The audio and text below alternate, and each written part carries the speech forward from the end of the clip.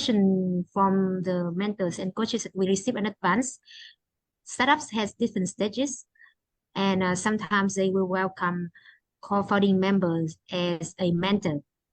So can you share an example of the timeline of developing that mentor to be a part of the founding team?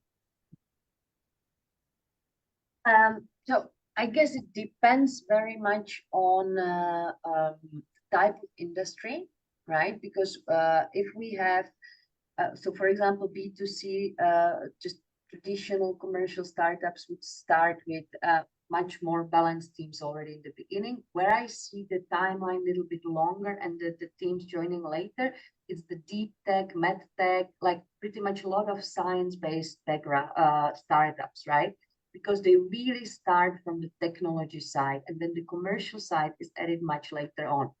Now, when it comes to mentors becoming part of the founding team, I always advise a lot of caution simply because I've seen a lot of startups onboarding mentors, which actually played role for the first 3 or 6 months, right? And then the startup are already moved past whatever the mentor's expertise was. And it was, so it was something that I would more advise to find different ways of cooperation.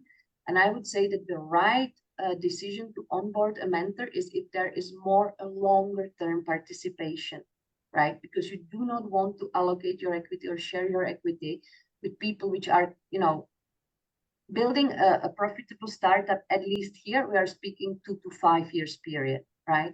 If somebody has a role, even though it's very important role to play for the 3 or 6 months period, I always question, is that the right decision to onboard, right? So the first criteria, Jen, and maybe it's a little bit, starting from a different thing, but is the mentor actually really going to be long-term, active participant in the startup? And if the decision is yes, the tool that I very much like for the situations when you have different founders joining in a different period and for different commitment, right? So you have, I don't know, we have, for example, team of 3 full-time founders, and then you have the mentor works with them on a part-time basis because the mentor is maybe involved like that in 5 other startups.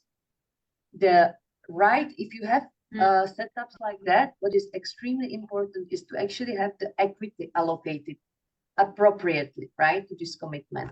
And the whole dynamic equity split, when you link it to contributions and you could measure the contributions also of a mentor like that, it's a very useful tool to actually get these structures right.